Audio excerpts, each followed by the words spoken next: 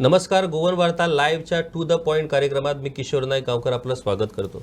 आज आपल्या सोबत आहेत युवा आणि धडाडीचे मांद्रे पंचायतीचे सरपंच ॲडव्होकेट अमित सावंत. अमित बाब, स्वागत आहे तुमचं गोवन वार्ता लाईव्हमध्ये. नमस्कार.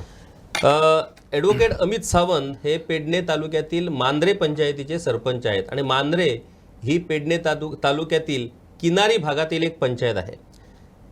ॲडव्होकेट अमित सावंत यांना आजच्या या कार्यक्रमात बोलावण्याचं कारण एवढंच की गेल्या 2 दिवसापूर्वी मुंबई हायकोर्टानं एक महत्त्वाचा डिसिजन दिलेला आहे. किनारी भागात मोठ्या प्रमाणात बेकायदा बांधकामं होत आहेत आणि या बेकायदा बांधकामावरती कुठलीही सरकारी यंत्रणा कारवाई करत नाही आणि त्याच अनुषंगाने हायकोर्टाने एक महत्त्वाचा डिसिजन देताना पंचायती आणि पोलिसांना सक्त ताकीद दिलेली आहे की यापुढे जर बेकायदा बांधकामे अशा पद्धतीने किनारी भागात जर सुरू असतील तर त्यासाठी पंचायती आणि पोलिसांना जबाबदार धरले जाईल. ॲडव्होकेट अमित सावंत हे स्वतः ॲडव्होकेट असल्यामुळे त्यांना कायद्याचं ज्ञान आहेच आणि त्याचबरोबर मांद्रेसारख्या किनारी भागातील पंचायतीचे ते सरपंच आहेत. त्यामुळे त्यांच्याकडून आम्ही जाणून घेणार आहोत की या बेकायदा बांधकामासंबंधी पंचायतीची नेमकी भूमिका काय असते, सरकारची जबाबदारी काय असते आणि अशी बांधकामे बेकायदा बांधकामे ही मुळात राज्यातल्या किनारी भागात उभारली जातातच कशी. अमित बाब, हायकोर्टाच्या डिसिजनबाबत तुम्हाला माहितीच आहे आणि हायकोर्टानं ज्या पद्धतीनं पंचायतींना आणि पोलिसांना ताकीद दिलेली आहे की यापुढे जर किनारी भागात अशा पद्धतीची बेकायदा बांधकामं जर होत असतील तर त्यासाठी पंचायती आणि पोलिसांना जबाबदार धरलं जाईल. तुम्ही मांद्रे पंचायतीचे सरपंच आहात. मागच्या काही दिवसापूर्वी अशाच एका किनारी भागातल्या बांधकामाची पाहणी करून त्यांना तुम्ही नोटीसही जारी केली होती. तर या हायकोर्टाच्या डिसिजनकडे तुम्ही कसं काय बघता? सर्वात प्रथम जो उच्च न्यायालयाने जो निर्णय दिलेला आहे की जे अनधिकृत बांधकामं जी किनारी भागामध्ये प्रामुख्यानं वाढत चाललेली आहेत त्या बांधकामासंदर्भात पंचायत तथा पोलीस खात्याला जबाबदार धरण्यात येईल. खरोखरच सर्वात प्रथम एक वकील म्हणून उच्च न्यायालयाचा जो निर्णय आहे त्या निर्णयाचं मी प्रथमतः स्वागत करतो. कारण आज गोव्यामध्ये जे प्रशासन चाललेलं आहे त्या प्रशासनानं ही दखल खरोखर घ्यायला हवी होती, परंतु आज उच्च न्यायालयाला ही दखल घ्यावी लागत आहे. खरोखरच गोमंतकाचे युवा तरुण तडफदार मुख्यमंत्री माननीय डॉक्टर प्रमोदजी सावंत हे प्रत्येक वेळी आपल्या भाषणामध्ये म्हणतात की आत्मनिर्भर भारत, स्वयंपूर्ण गोवा. प्रमोद सावंतजी हे जे मुख्यमंत्री बनल्यापासून खरोखरच त्यांची एक जी तळमळ आहे, जी एक आत्मीयता आहे की गोवा राज्यामध्ये कोणत्या प्रकारे एक चांगलं सुशासन स्थापित होईल यासाठी ते प्रामाणिक प्रयत्न करीत आहेत. ही खरोखरच एक आनंददायी गोमंतकीय युवा वर्गाला ही एक गोष्ट आहे. परंतु माननीय मुख्यमंत्र्यांची जर तळमळ बघितली तर ती तळमळ एकेरी आहे का असा प्रश्न निर्माण होतो. कारण माननीय मुख्यमंत्र्यांना प्रशासकीय अधिकारी साथ देतात का हाही एक प्रश्नचिन्ह आहे. कारण प्रशासन व्यवस्थित चालणं हे प्रशासकीय अधिकाऱ्यांवरती अवलंबून असतं. मुख्यमंत्री आपल्या आत्मीयतेने आपल्या तळमळीने पुरेपूर प्रयत्न करीत आहेत की गोमंतकामध्ये एक चांगलं राज्य, एक चांगलं सुशासन स्थापित व्हावं.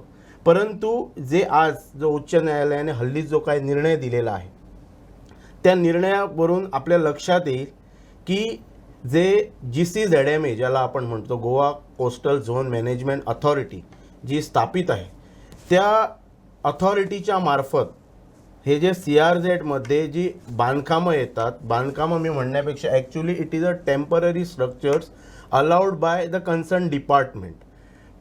परंतु ती जी काय NOC CRZच्या मार्फत कन्सर्न जे कोण ओनर्स आहे, जे आपला व्यवसाय किनारी भागामध्ये स्थापन करू इच्छितात तो टेम्पररी बेसिसचा असला पाहिजे असं त्याच्यावरती नमूद केलेलं असतं. परंतु मी ती ऑर्डर वाचत होतो. हल्ली पंचायतीमध्ये काही स्ट्रक्चर्सना, टेम्पररी स्ट्रक्चर्सना CRZनं परमिशन्स दिलं. त्याच्यामध्ये मला ती ऑर्डर वाचताना एक आश्चर्यचकित झालो मी की अगोदर ही ऑर्डर 1 वर्षासाठी देत होते, परंतु आता ती ऑर्डर सरळ 5 वर्षासाठी दिली जात आहे. हा बदल सरकारतर्फे का करण्यात आला? कारण हा जर बदल केला नसता, एका वर्षासाठी तात्पुरती जर दिली असती तर कुठेतरी त्याच्यावरती आळा बसला असता. 5 वर्षासाठी सदर प्रोजेक्ट जे मालक आहेत, जे आपला व्यवसाय तिथं थाटू इच्छितात, त्यांना 5 वर्षासाठी सरळ सरळ ही परमिशन्स ग्रांट करणं, मग हे नियंत्रणाबाहेरच गेल्यासारखं वाटतंय थोडंफार. आणि पंचायतीचा रोल काय असतो तर आता बघा, CRZ कडनं त्या कन्सर्न प्रोप्रायटरला अगोदर परमिशन्स आणावी लागतात आणि त्याच्यानंतर ती परमिशन्स घेऊन आल्यानंतर तो पंचायतीकडे येतो की मला CRZनं परमिशन दिलेली आहे. परंतु मला असं वाटतं की त्याच्यामध्ये थोडेफार बदल होणं आवश्यक आहे. CRZनं त्याला परमिशन्स न देता त्याला अगोदर एक टेम्पररी म्हणजे एक बाबा तुझा स्ट्रक्चर तू पहिल्यांदा उभा कर, त्यानंतर we will have a joint inspection along with the panchayat, CRZ panchayat आणि हवं असं शक्य असेल तर पोलीस खात्याला घेऊन एक जॉईंट इन्स्पेक्शन्स करायचं आणि त्याच्यानंतर जर त्यांना 5 वर्षासाठी आता ती अंमलबजावणी केलेलीच आहे ते जर द्यायचं असेल तर ते नंतर ठरवायचं. अगोदर त्याला परमिशन देता नंतर तो आपल्या तिकडे स्ट्रक्चर सेटअप करतो आणि त्याच्यानंतर मग पंचायतचा रोल येतो. पंचायत जाऊन इन्स्पेक्शन्स वगैरे करते, परंतु त्याच्यावरती तेवढीच जबाबदारी मी म्हणेन की CRZनं उचलली पाहिजे आणि CRZनं त्याला फायनल परमिशन्स देण्याच्या अगोदर CRZनं त्याचं जॉईंट साईड इन्स्पेक्शन केलेलं पाहिजे. अमित बात, एक गोष्ट तुम्ही सांगितली की कशा पद्धतीनं CRZच्या परवानगीनंतर मग ते प्रकरण पंचायतीकडे येते. आता एक सर्वसामान्य भावना किंवा सर्वसामान्य जनरल परसेप्शन ज्या पद्धतीनं विधानसभेत चर्चा होते ज्या ज्या वेळेला पंचायत खात्यासंबंधी, त्या वेळेला आमदारांची एक तक्रार असते की पंचायती मोठ्या प्रमाणात विकास कामात अडथळा निर्माण करतात. कुठलाही जर एखादा इन्व्हेस्टर किंवा कुठलाही एखादा गुंतवणूकदार किंवा एखादा माणूस जर तिथं काहीतरी व्यवसाय धंदा करायला जर पाहत असेल तर पंचायती मोठ्या प्रमाणात तिथे आडकाठी आणतात, पंचायतीकडनं मोठ्या प्रमाणात हप्ते मागितले जातात. त्यामुळे पंचायती ह्या विकास कामांना अडथळा अशा पद्धतीची प्रतिमा ही विधानसभेत तयार केली जाते आणि म्हणजे जणू हे सगळे आमदार सगळे प्रामाणिक आणि पंचायती तेवढ्या ह्या सगळ्या चोर किंवा पंचायती तेवढ्या विकासाचे मारक. आता एक सरपंच म्हणून जेव्हा पंचायत क्षेत्रात जेव्हा बांधकामं केली जातात, आता मग ती स्थानिकांची बांधकामं असतील किंवा कमर्शियल बांधकामं असतील, CRZ हा नेहमीच किनारी भागातील पंचायतीसाठी नेहमीच एक वादग्रस्त अशा पद्धतीचा विषय ठरलेला आहे. कारण त्या CRZचा फटका मोठ्या प्रमाणात स्थानिक लोकांनाही बसलेला आपल्याला दिसून येतो. ज्या पद्धतीनं हायकोर्टाने ही ऑर्डर दिलेली आहे, आता उद्या सकाळी म्हणजे प्रत्येक गोष्टीसाठी लोकांना आज हायकोर्टाचे दरवाजे ठोठवावे लागतात. ही सुद्धा ऑर्डर फ्रान्सिस्को ड्रागो हे कोर्टात गेल्यामुळेच आज ही ऑर्डर आली. सरकारला काही एक पडलेलं नाही. याच्यात महत्त्वाची निरीक्षणं आहेत ती मी नंतर वाचून दाखवणार. पण एक सरपंच म्हणून जेव्हा किनारी भागात अशा पद्धतीची इलिगल कन्स्ट्रक्शन्स येतात, मोठ्या प्रमाणात इलिगली धंदा केला जातो, त्यावेळेला पंचायतीला बाकीच्या सरकारी खात्यांचं सहकार्य मिळतं काय? सर्वात प्रथम जो निर्णय उच्च न्यायालयाने हल्लीच दिलेला आहे तो निर्णय आमच्यासारखे जे नूतन पंचसदस्य यंदाच ऑगस्टमध्ये निवडून आले त्यांच्यासाठी हा खरोखरच म्हणजे एक बोध घेण्यासारखा एक चांगला निर्णय आहे आणि जेणेकरून पंचायतीचं प्रशासन एक चांगल्या प्रकारे चालवण्याची उच्च न्यायालयाने नूतन पंचसदस्यांना ही एक हा एक निकाल दिलेला आहे आणि संधी दिलेली आहे. परंतु आज ह्याच उच्च न्यायालयाच्या निर्णयाचा बोध घेऊन मला वाटतं माननीय मुख्यमंत्र्यांनी जे TCP जे खातं आहे, आत्ताच आपण सांगितलं की जे town and country planning department आहे, त्या डिपार्टमेंटचा ताबा म्हणजे टोटली मी म्हणेन, कारण it is out of control गेलेला आहे, specially in the coastal belt. Coastal belt मी का म्हणतो, कारण आता बघा समुद्रकिनारा आहे, समुद्रकिनाऱ्याच्या समोर एक डोंगर माळरान उभा आहे. त्या माळरानावरती TCP डिपार्टमेंट टेक्निकल क्लिअरन्स कोणत्या आधारावरती देतं आणि किनारी भाग जो आहे तो आता जास्तीत जास्त परप्रांतीय लोकांनी म्हणजे विकत घेतलेला, परचेस केलेला आहे किनारी भागामधील ज्या काही प्रॉपर्टीज आहेत त्या. आणि तिथेच जे डोंगर आहेत, माळरान आहे, हिली एरियाज आहेत, त्या हिली एरिया प्रोटेक्ट कशा करायच्या. कन्सर्न पर्सन जो कोण लँडलॉर्ड, आता बिल्डर ज्याला आपण म्हणतो बाहेरील, गोव्याबाहेरील, तो सरळ सरळ परमिशन्स घेऊन येतो that I have got a permissions, I got a technical clearance from town and country planning department. आता डोंगरावरती टेक्निकल क्लिअरन्स कसा काय भेटू शकतो, याच्यावरती सर्टन अमेंडमेंट्स करणं ही जबाबदारी आहे. आणि शेवटी मग काय डोंगरावरती एखादं स्ट्रक्चर उभं राहिलं की मग शेवटी पंचायतीला जबाबदार सरकार म्हणेल की हे पंचायतीनं व्यवस्थित करा. पण panchayat has to play a last role, कारण त्याला सनद भेटते अगोदर, त्यानंतर त्याला technical clearance from TCP department, हेल्थची NOC, ह्या सगळ्या डॉक्युमेंट्स त्याला भेटल्याच्या नंतर ती फाईल आमच्याकडे येते to issue a construction licence, because a local body has to issue an construction licence. आणि त्यावेळेला आम्हाला या सर्व डॉक्युमेंट्सची पडताळणी करावी लागते. आणि त्यावेळेला अक्षरशः एक प्रश्न उभा राहतो की नजरेसमोर की अरेच्या हे डोंगरावरती या लोकांना टेक्निकल क्लिअरन्स कोणते. आता डोंगर म्हटलं की NDZ येतं. आता NDZ मध्ये बदल केलेला आहे की काय, NDZ मध्ये कन्स्ट्रक्शन्स अलाउड केलेली आहेत की काय. म्हणजे मला सांगायचा हेतू माझा एवढाच आहे की माननीय मुख्यमंत्र्यांनी जो टाउन अँड कंट्री प्लॅनिंग जे डिपार्टमेंट आहे त्याच्यावरचा जो ताबा प्रशासकीय अधिकाऱ्यांनी जो गेलेला आहे तो कुठेतरी काबीज केला पाहिजे. आणि आजची ऑर्डरसुद्धा इवन मी म्हणेन की टुरिझम डिपार्टमेंट आणि town and country planning department हे दोन्ही खाती आज गोव्याचं भवितव्य, उज्ज्वल भवितव्य भविष्यामध्ये ठरवणार आहेत. ती दोन्ही खाती आज स्वतः जे मुख्यमंत्री आत्मीयतेने तळमळतेने संपूर्ण गोवा राज्यभर दौरा करीत आहेत, त्यांनी ही दोन्ही खाती स्वतःकडे प्रायमरी स्टेजवरती घेणं गरजेचं आहे आणि त्या खात्यांना न्याय देणं गरजेचं आहे. अमित बाब, आताच तुम्ही दोन महत्त्वाच्या खात्यांचा उल्लेख केला, एक TCP आणि टुरिझम. आज TCP विश्वजित राणे यांच्याकडे आहे आणि टुरिझम रोहन खवटे यांच्याकडे आहे. दोन्ही युवा आणि तडफदार अशा पद्धतीचे मंत्री आहेत.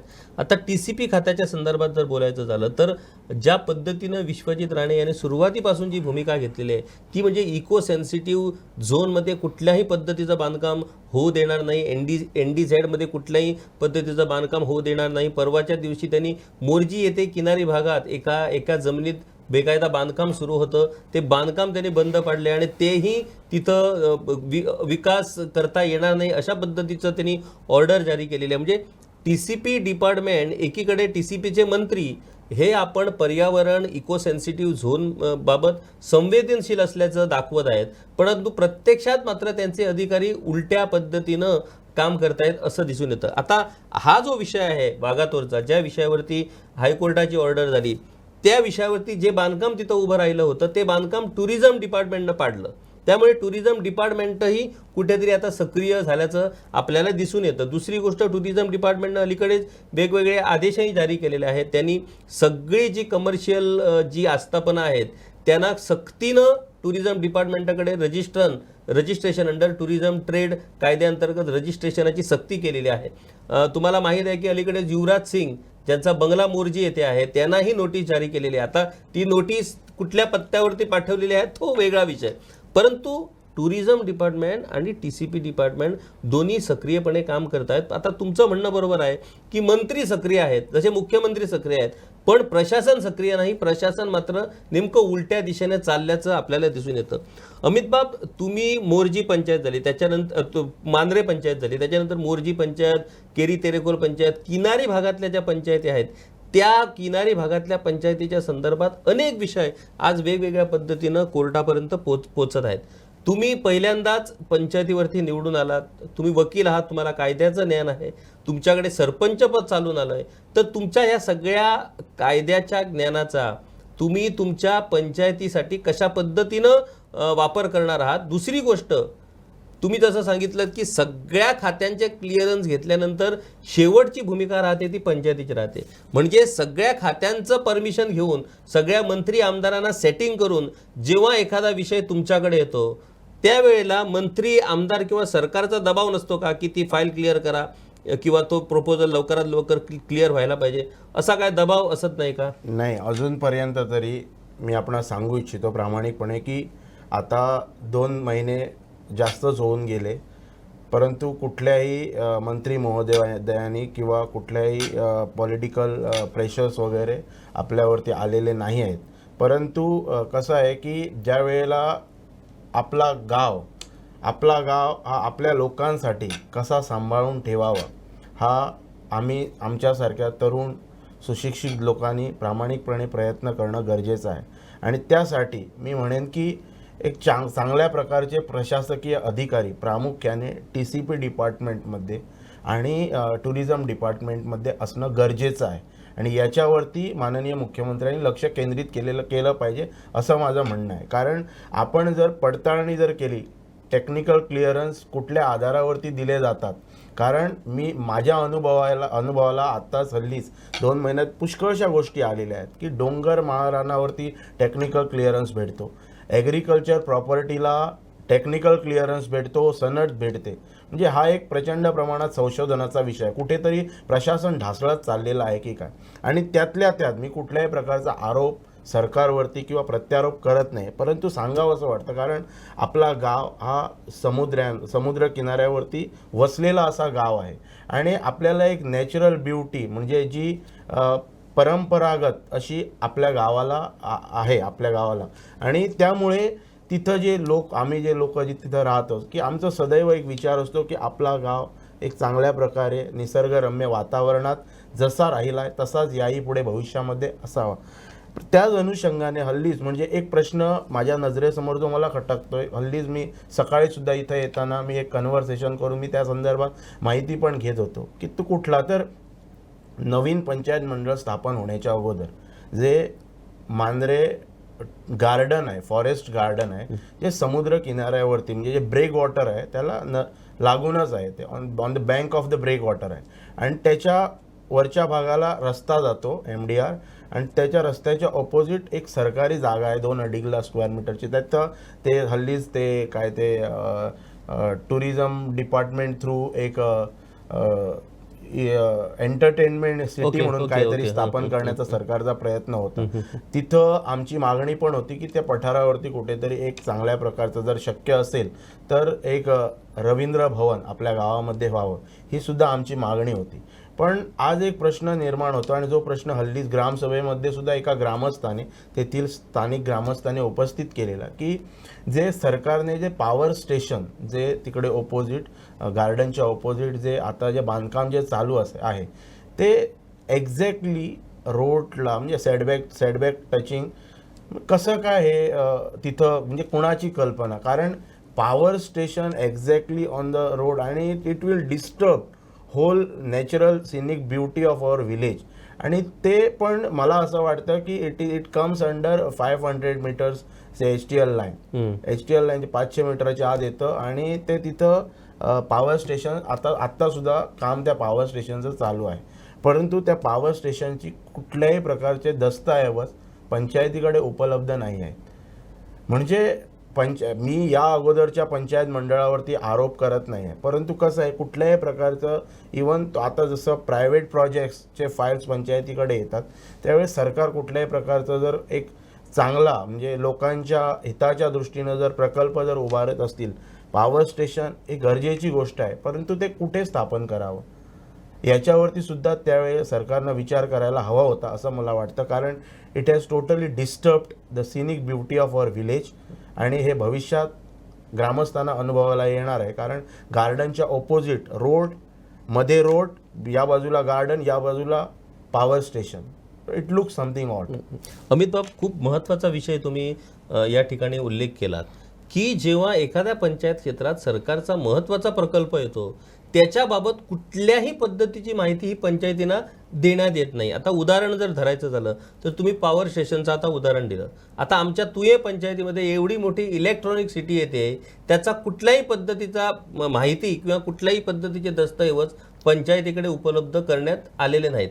धारगळ पंचायत क्षेत्रात एवढा मोठा कॅसिनो सिटी त्या ठिकाणी उभारण्यात येते, त्याचेही कुठल्या पद्धतीचे कागदपत्र पंचायतीकडे नाही. म्हणजे सरकार जेव्हा एखादा प्रकल्प सरकार मान्य एखादा प्रकल्प येतो तो त्या पंचायत क्षेत्रात येतो, त्यामुळे त्या पंचायत बॉडीला विश्वासात घेऊन बाबा कशा पद्धतीचा हा प्रकल्प आहे, काय या प्रकल्पाचा फायदा होणार आहे, कुठल्या पद्धतीचं कुठल्या सगळ्या गोष्टींची दखल सरकारने घेतलेली, या पंचायत क्षेत्रातल्या लोकांना या प्रकल्पाचा त्रास होणार नाही किंवा कुठल्याही पद्धतीचं त्या पंचायतीला नुकसान होणार नाही, या सगळ्या गोष्टी पंचायतीला पटवून देण्याची गरज आहे. परंतु तसं न करता सरकार उघडपणे पंचायतीच्या अधिकारांवरती अतिक्रमण करतं, असाच हा विषय म्हणावा लागेल. एक गोष्ट मला या ठिकाणी खास नमूद करावी वाटते अमित बाब, ती म्हणजे ज्या पद्धतीनं हायकोर्टानं म्हणजे जस्टिस भारत देशपांडे आणि जस्टिस सोनक यांनी हा महत्त्वाचा निकाल दिलेला आहे, जो वाघातोरच्या त्या बेकायदा बांधकामासंदर्भात आहेत.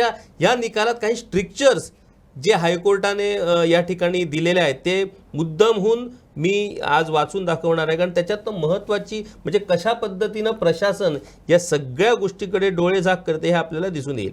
आता The GCZMA applied for an extension 4 times but has failed to dispose of the show cause notices. Now we are informed that the term of GCZMA has ended. The GCZMA, despite concluding the hearings, did not make any final order. The GCZMA also did not bother to seek any extension of time from this court. A statutory authority like the GCZMA not complying with judicial directives can hardly be appreciated. म्हणजे किनारी भागातल्या पर्यावरणाचं संरक्षण करण्याची महत्त्वाची जबाबदारी असलेली ही संस्था GCZMA, त्याचा कार्यकाळ संपला तरीही तो नवीन GCZMAची समिती स्थापन करण्यात आलेली नाही. म्हणजे कशा पद्धतीनं सरकार किंवा प्रशासन पर्यावरणाच्या बाबतीत कशा पद्धतीनं वागतं हे आपल्याला यातून दिसून येतं. दुसरी गोष्ट अशी आहे की हा कार्यकाळ संपल्यामुळे सध्या GCZMA अस्तित्वातच नाही, त्यामुळे उघडपणे या बेकायदा कमर्शियल ॲक्टिव्हिटीजना संरक्षण द्यायचं काय, अशा पद्धतीचा हेतू यातून दिसून येतो. सध्याचं पर्यावरण खातं हे निलेश काब्राल यांच्याकडे आहे. ते ज्या पद्धतीनं आपण स्वतः सक्रिय असल्याचे भासवतात, त्यांच्याच कार्यकाळात अशा पद्धतीनं GCZMAचा कार्यकाळ संपूनही सरकारकडून नव्या GCZMAची रिकमेंडेशन केंद्राला गेलेली नाही. याच्यावरून खरोखरच सरकारवरती आणि प्रशासनाच्या हेतूवरती संशय करण्यासारखी ही परिस्थिती आहे. अमित बाब, GCZMA, तुम्ही किनारी भागाचे सरपंच आहात. GCZMA म्हणा, TCP, आता तुम्ही वेगवेगळी उदाहरणं दिलीत. स्थानिक लोकांचे जे विषय आहेत CRZ उल्लंघनाच्या बाबतीत, किनारी भागात अनेक मच्छीमार कम्युनिटी म्हणा किंवा बाकीचे लोक हे किनारी भागात राहतात, त्या लोकांच्या बाबतीत सरकार कठोरपणे त्यांना नोटिसेस किंवा कठोरपणे वागतं, परंतु कमर्शियल ॲक्टिव्हिटीजच्या बाबतीत सरकार त्यांना संरक्षण देतं, अशी एक सर्वसामान्य भावना लोकांची बनलेली आहे. एक सरपंच म्हणून तुम्ही या गोष्टीकडे कसं बघता? मी तुम्हाला याही अगोदर म्हटलंय की गोवा राज्याचे माननीय मुख्यमंत्री डॉक्टर प्रमोद सावंत एक चांगल्या प्रकारचं प्रशासन गोमंतकीय जनतेला देण्याचा प्रामाणिक प्रयत्न करीत आहेत. परंतु कुठेतरी जे इतर प्रशासकीय अधिकारी, मी म्हणेन, कारण प्रामुख्यानं मी उल्लेख करतो, सगळेच नाही, in government sector there are honest आणि सिन्सिअर एक चांगल्या प्रकारचे प्रशासकीय अधिकारी आहेत. परंतु TCP डिपार्टमेंटमध्ये माझा प्रामुख्यानं उल्लेख तिथंच आहे की TCP डिपार्टमेंटची पडताळणी स्वतः माननीय मुख्यमंत्र्यांनी करणं गरजेचं आहे आणि टुरिझम डिपार्टमेंटची. त्याच्यानंतरच खऱ्या अर्थाने किनारी भागातील जनतेला न्याय मिळू शकतो असं मला वाटतं. कारण किनारी भाग प्रामुख्यानं जर कोणी जपण्याचा जर प्रयत्न केला तर तो जे फिशरमॅन्स आहेत, ज्याला आपण रापणकार म्हणतो, त्या लोकांनी खरोखरच किनारी भाग आपल्या गोमंतकीय जनतेसाठी सांभाळून ठेवण्याचा प्रयत्न केलेला होता. कारण आज ती परिस्थिती तिकडे नाही आहे. कारण आज संपूर्ण किनारी भाग हा परप्रांतीयांनी, मी असं म्हणणार नाही की गिळंकृत केलेला आहे, परंतु परप्रांतीयांच्या ताब्यात गेलेला आहे. आणि हे आपण जर लँड रेकॉर्ड्समध्ये, रजिस्ट्रारमध्ये जर चौकशी केली, डॉक्युमेंट्स मागितले तर आपल्या लक्षात येईल. या अनुषंगाने मला वाटतं की पुनश्च एकदा वेळ गेलेली नाही आहे, अजूनही एक जॉईंट मीटिंग. आता तिथं जे प्रशासन कशा प्रकारे असावं, मला वाटतं, मी तुम्हाला मगाशी पण सांगितलं की कुठलंही CRZ ज्यावेळेला NOC देते कुठल्याही प्रॉपरायटरला, त्यावेळेला CRZनं ती NOC अगोदरच 5 years NOC न देता ते अगोदर टेम्पररी बेसिस द्यावी. तुझा स्ट्रक्चर उभा करतो temporary, we will have a joint inspection along with the panchayat and then we will decide whether to grant you a permission for 5 years or not. बरोबर. हे असं अशा प्रकारचं असलं पाहिजे. आणि TCP डिपार्टमेंटमध्ये सुद्धा जो काय सावळा गोंधळ जो काय चालू आहे, म्हणजे रिजनल प्लान कुठला ॲक्सेप्ट करायचा, काय करायचं, कुठल्या प्लॅनवरती परमिशन्स ग्रांट करायची, त्याच्यावरती सुद्धा क्रिस्टल क्लिअर एक सर्क्युलर किंवा अमेंडमेंट्स आले पाहिजेत. आणि ज्यासाठी स्वतः मुख्यमंत्र्यांनी याकडे लक्ष घालणं गरजेचं आहे. आणि आज गोमंतकीय जनतेला खऱ्या अर्थाने गोमंतक आपला गोवा राज्य जे आहे ते समुद्र किनाऱ्यावरती वसलेलं असं हे राज्य आहे. आणि या राज्याला एक वारसा प्राप्त आहे, तो सांभाळून ठेवणं आज माननीय मुख्यमंत्र्यांच्या हातामध्ये आहे. कारण 95% जे लेजिस्लेचर जे इलेक्ट झालेले आहेत ते त्यांच्या सोबत आहेत. फक्त त्या सर्वांना कॉन्फिडन्समध्ये घेऊन त्यांनी एक जॉईंटली, म्हणजे आता तालुका वाईज मागे निवडणुकीच्या अगोदर सरकार तुमच्या दारी हा कार्यक्रम प्रत्येक तालुक्यामध्ये राबविला. खरोखरच एक चांगल्या प्रकारचा उपक्रम त्यावेळेच्या सरकारने आणि माननीय मुख्यमंत्र्यांनी घेतला होता. त्याच अनुषंगाने तालुका वाईज एक जॉईंट मीटिंग जे कोस्टल बेल्टमध्ये स्पेशली जे पंचायत आहेत त्यांचे रिप्रेझेंटेटिव्ह आहेत त्यांच्यासोबत आणि तिथले जे अधिकारी आहेत त्या तालुक्यामधले TCP डिपार्टमेंट म्हणा, डेप्टी कलेक्टर म्हणा, मामलेदार म्हणा, यांची जॉईंट मीटिंग घेऊन एक प्रकारचे निर्देश, एक प्रकारचे आदेश त्यांना देणं गरजेचं आहे. जेणेकरून आपला गोवा आपल्या गोमंतकीय जनतेसाठी राखून ठेवण्याचा आम्ही सर्वजण प्रयत्न करू शकतो. अमित बाब, तुमची तळमळ आणि तुमचा प्रामाणिकपणा तुमच्या या सगळ्या निवेदनातून व्यक्त होतो. माझा एक आणखी शेवटचा प्रश्न, आत्मनिर्भर भारत स्वयंपूर्ण गोवा ही खूप महत्त्वाकांक्षी अशा पद्धतीचा हा उपक्रम डॉक्टर प्रमोद सावंत यांनी सुरू केलेला आहे. प्रत्येक पंचायतीसाठी त्यांनी स्वयंपूर्ण मित्र नेमलेले आहेत. 191 पंचायती आणि त्याच्या पलीकडे सगळ्या पालिका यांच्यासाठी हे स्वयंपूर्ण मित्र काम करत आहेत.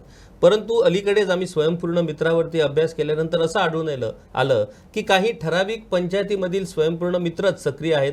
उर्वरित पंचायतीमधील स्वयंपूर्ण मित्रांबाबत कोणच बोलताना आपल्याला दिसत नाही. तुमचा सरपंच बनल्यानंतरचा स्वयंपूर्ण मित्रासंबंधीचा अनुभव काय? आपल्या ग्रामपंचायतीमध्ये जे स्वयंपूर्ण मित्र म्हणून ज्यांना नॉमिनेट केलेलं आहे सरकारने, ते एक चांगल्या प्रकारचे मित्र आहेत, स्वयंपूर्ण मित्र आहेत. आणि ते आपल्याच गावातील आहेत ॲक्च्युली. आणि ते चांगल्या प्रकारे या सदर योजनेला न्याय देण्याचा प्रामाणिक प्रयत्न करीत आहेत. आता फक्त 2 महिने झाले. यानंतर याच्यावरती जे काय एक चांगल्या प्रकारचं स्टेटमेंट मी एक 6 महिन्यानंतरच देऊ शकेल. कारण आत्ताच कुठेतरी पंचायत स्थापन झाली, आत्ताच कुठेतरी वीकली शनिवारची स्वयंपूर्ण मित्र उपलब्ध असतात पंचायतीमध्ये. आणि मुख्यमंत्रीसुद्धा एक व्हर्च्युअल त्या डिस्कशन्स चाललेलं असतं. एक चांगल्या प्रकारचा उपक्रम आत्ता तरी चाललेला आहे. पण त्याचे आउटपुट, एक्झॅक्ट आउटपुट आपल्या गावासाठी ते कशा प्रकारे उपयोगी ठरत आहेत याचा आउटपुट मी एक थोडासा कालावधी गेल्यानंतरच देऊ शकेन.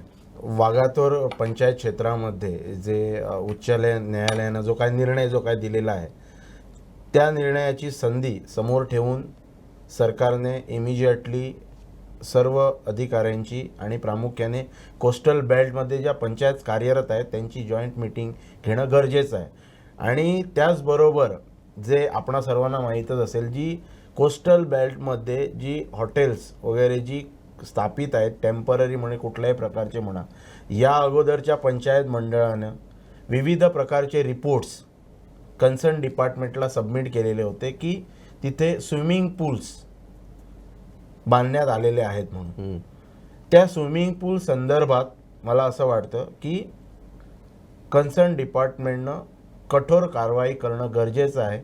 कारण समुद्र किनाऱ्यावरती तुम्हाला कन्सर्न डिपार्टमेंट परमिशन देतं to set up a business with temporary structure. तिथं ही लोक स्विमिंग पूल थाटतात. मी म्हणतो समुद्र किनारा समोरच आहे ना, मग स्विमिंग पूलची तिथं गरज काय? आणि त्या स्विमिंग पूल संदर्भात वेळोवेळी विविध पंचायतीने आपल्या रिपोर्ट्समध्ये सबमिशन्स दिलेलं आहे. परंतु त्या स्विमिंग पूल संदर्भातही कठोर कारवाई कन्सर्न डिपार्टमेंटनं करणं गरजेचं आहे असं मला वाटतं. जेणेकरून जे आता आपण म्हणतो की पाण्यावरती म्हणजे प्यायचं पाणी आज अत्यंत प्रमाणात म्हणजे त्याचा जो सोर्स आहे तो दुर्मिळ झालेला आहे. त्याच्यासाठी सुद्धा एक चांगल्या प्रकारचं पाऊल सरकारने जर प्रयत्न केला तर होऊ शकेल. बरोबर. अमित सावंत यांनी स्पष्टपणे आणि अगदी म्हणजे सर्वसामान्य लोकांना पटणार अशा पद्धतीनं त्यांनी वेगवेगळ्या विषयावरती माहिती दिलेली आहे.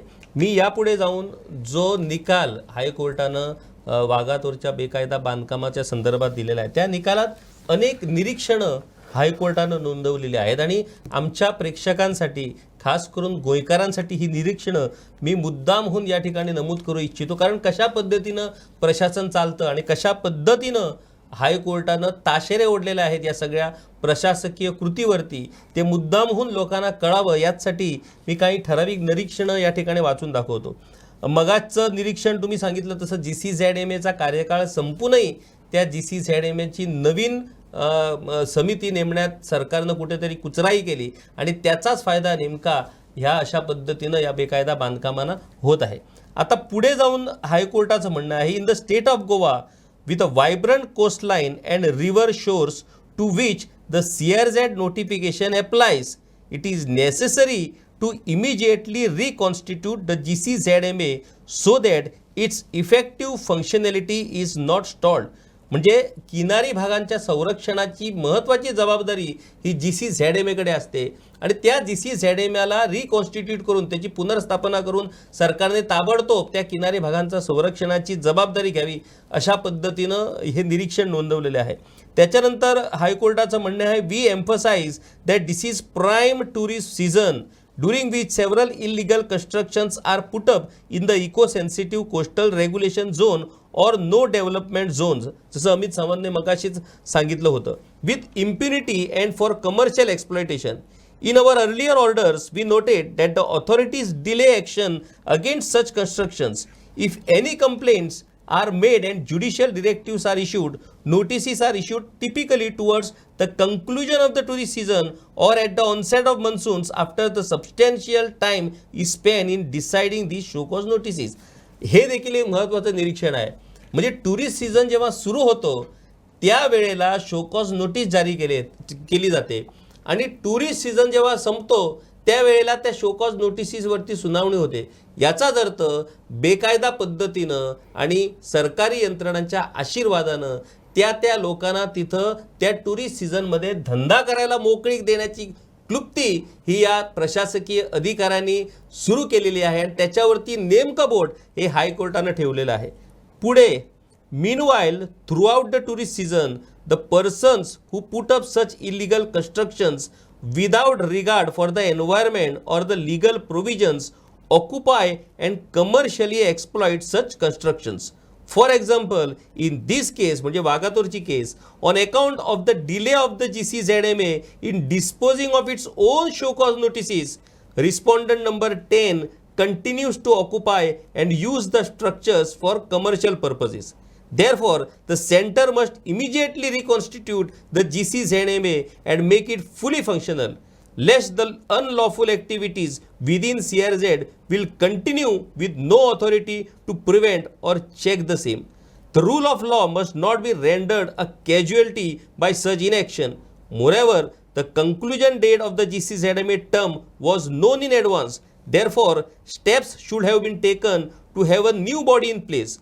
For all these reasons, respondent number 11 must take immediate steps to have in place a GCZMA at the earliest. म्हणजेच पर्यावरण खातं जे आहे गोव्याचं त्या पर्यावरण खात्यानं ही GCZMA समिती रिकमेंड करावी लागते केंद्राला, केंद्रीय पर्यावरण मंत्रालयाला आणि त्याच्यानंतर केंद्रीय पर्यावरण मंत्र त्या संदर्भातली अधिसूचना जारी करते. परंतु या ठिकाणं माहिती आहे की GCZMAचा कार्यकाळ संपलेला आहे, परंतु नव्या GCZMAची स्थापना करण्यासाठी कुठल्याही पद्धतीची कृती ही इथल्या पर्यावरण खात्यानं केलेली नाही. ही का केली नाही तर याचंच कारण तिकडे किनारे जे आहेत गोव्याचे ते किनारे एक्सप्लॉइट करण्यासाठी या अशा उद्योजकांना मोकळीक देण्याचा हा हेतू तर नाही ना, अशा पद्धतीचा संशय हायकोर्टाने व्यक्त केलेला आहे. त्यापुढे जाऊन हायकोर्टाचं म्हणणं आहे, meanwhile the director of environment, forest and climate change, the deputy collector, the panchayats and the other authorities under the panchayat Raj act must keep a strict vigil in coastal areas to ensure that no illegal constructions are put up in the coastal zone without obtaining permission. जसं अमित सावंत यांनी म्हटलेलं आहे की केवळ पंचायतीची जबाबदारी नाही आहे, ही सगळ्यांची जबाबदारी आहे. Director of environment, forest, climate, deputy collector, त्याच्यानंतर पोलीस, या सगळ्यांची जबाबदारी आहे की किनारी भागात बेकायदा बांधकामं येऊ नयेत. नुसत्या पंचायतीवरती या सगळ्या गोष्टींचं खापर फोडून चालणार नाही. Since permissions are required from GCZMA even before any structures are put up within the permissible zones, no such constructions can be put up in the absence of properly constituted GCZMA. Therefore, all these authorities must scrutinize any structures that come up even in the permissible zones in coastal areas, and immediate action must be taken. Due to inaction or delayed action, no commercial exploitation must be permitted of unlawful structures in CRZ areas. हे स्पष्टपणे हायकोर्टानं नमूद केलेलं आहे. यापुढे the Directorate of Panchayats should issue directives to all the coastal panchayats within a week from today to maintain a strict vigil on any illegal constructions coming up within their jurisdiction. The panchayats and its members will be held responsible if such structures come up and no action is taken immediately by the panchayats under the provisions of the Panchayat Raj Act. The panchayat should not resort to the usual defenses that there was no complaint or were unaware of unlawful structures mushrooming within their jurisdiction. हा जो paragraph आहे तो पंचायतीसाठी खूप महत्त्वाचा आहे की अशा पद्धतीची बेकायदा बांधकामं जर पंचायतीमध्ये आली तर पंचायतीला जबाबदार धरलं जाईल आणि पंचायतीनं आपल्याला ती बेकायदा बांधकामाबद्दल माहितीच नाही अशी भूमिका घेता येणार नाही, हे स्पष्ट या ऑर्डरमध्ये म्हटलेलं आहे. The deputy collectors, electricity department officials and the police authority should also keep a strict vigil. आता महत्त्वाचं आहे इथं पोलिसावरती खास स्ट्रिक्चर्स हे हायकोर्टानं नोंदवलेले आहेत. We have notice that the police authorities hardly cooperate with the authorities in preventing illegal structures which blatantly come up even in no development zones. Therefore, the DGP should issue within a week from today directives to all the police stations in the coastal areas to maintain a strict vigil on the illegal constructions on beaches and within the coastal areas. म्हणजे पोलिसांनाही सक्त ताकीद दिलेली आहे. DGPनं आदेश जारी करायला सांगितले की कुठल्याही पद्धतीची अशी बेकायदा बांधकामं जर होत असतील आणि कुणीतरी जर ती निदर्शनास आणली तर पोलिसांनी पूर्णपणे त्यांना सहकार्य करण्याची गरज आहे. Merely because no properly constituted GCZMA exist, such activities cannot be permitted to flourish. म्हणजे GCZMA ऑथॉरिटी सध्या अस्तित्वात नाही म्हणून सगळं रान, सगळे किनारे मोकळे आहेत की काय बेकायदा बांधकामं करण्यासाठी, तर तसं होता कामा नये असं स्पष्टपणे हायकोर्टानं आपल्या या आदेशात म्हटलेलं आहे. अमित बाब, खरं म्हणजे सध्याच्या परिस्थितीत या लोकशाहीत फक्त कोर्ट हा एकच तारणहार हा सर्वसामान्य माणसाला राहिलेला आहे. कारण बाकीच्या सगळे जे स्तंभ आहेत इन्क्लुडिंग मीडिया, मी चौथा स्तंभ जरी असलो तरी आज चौथा स्तंभाची जी प्रामाणिक जबाबदारी असते ती प्रामाणिक जबाबदारी चौथा स्तंभही कुठेतरी करण्यात आज कमी पडतोय, हे मी पत्रकार म्हणूनही मान्य करणार आहे. अमित बाब, आज सगळी मदार लोकशाहीची ही या ज्युडिशियलवरती आहे. तुम्ही स्वतः वकील आहात त्यामुळे तुम्हालाही त्याचा चांगला अनुभव आलेला असणारच. कुठल्याही बाबतीत बारीक सारीक गोष्टींसाठी आज सर्वसामान्य लोकांना सरकारी दरबारी न्याय मिळत नाही आणि त्यांना कोर्टाचे दरवाजे ठोठवावे लागतात. ही परिस्थिती का निर्माण व्हावी? मुख्यमंत्री जर खरोखरच अशा पद्धतीनं तळमळीनं आज सुशासन देण्यासाठी जर प्रयत्न करतायत, आत्मनिर्भर भारत स्वयंपूर्ण बनवण्यासाठी जर ते वावरतायत, तर मग प्रशासन अशा पद्धतीनं निष्ठुरपणे का वागतंय? प्रशासन अशा पद्धतीनं अकार्यक्षमपणे का वागतं याचा शोध मुख्यमंत्र्यांना घ्यावाच लागणार आहे. तुम्हीही त्या पद्धतीनं मुख्यमंत्र्यांना विनंती केलेली आहे की कुठेतरी प्रशासनावरती त्यांचा ताबा असणं गरजेचं आहे आणि त्यांचं लक्ष असणं गरजेचं आहे. अमित बाब, खूप चांगल्या पद्धतीनं तुम्ही आज हा विषय समजून दिला. मी तुम्हाला खास करून निमंत्रित करण्याचं कारण एवढ्यासाठी की तुम्ही स्वतः वकील आहात, तुम्ही पहिल्यांदाच पंचायतीवरती निवडून आलेला आहात आणि मांजरे पंचायतीचा ताबा घेऊन तुम्ही तुमच्या कामाचा धडाकाही लावलेला आहात. अशा पद्धतीनं सुशिक्षित आणि विशेष करून कायद्याचं ज्ञान असलेले माणसं जेव्हा सरपंच पदावरती बसलेली असतात त्यांच्याकडून लोकांना मोठी अपेक्षा असते की त्यांनी आज इतर पंचायतींना आपल्या कामातून आदर्श घालून द्यावा. अशा पद्धतीची अपेक्षा असते लोकांची आणि तुम्ही निश्चितपणे तुमच्या या कार्यकाळात अशा पद्धतीचा धडा, अशा पद्धतीचा एक आदर्श घालून द्याल जेणेकरून बाकीच्याही पंचायती तुमच्या कामाचं अनुकरण करतील अशी अपेक्षा मी करतो. आणि तुम्ही तुमचा मौलिक वेळ आम्हाला दिलात आणि आज या ठिकाणी या महत्त्वाच्या विषयावरती तुम्ही आमच्या या कार्यक्रमात सहभागी झालात, त्यामुळे तुमचे खूप खूप धन्यवाद.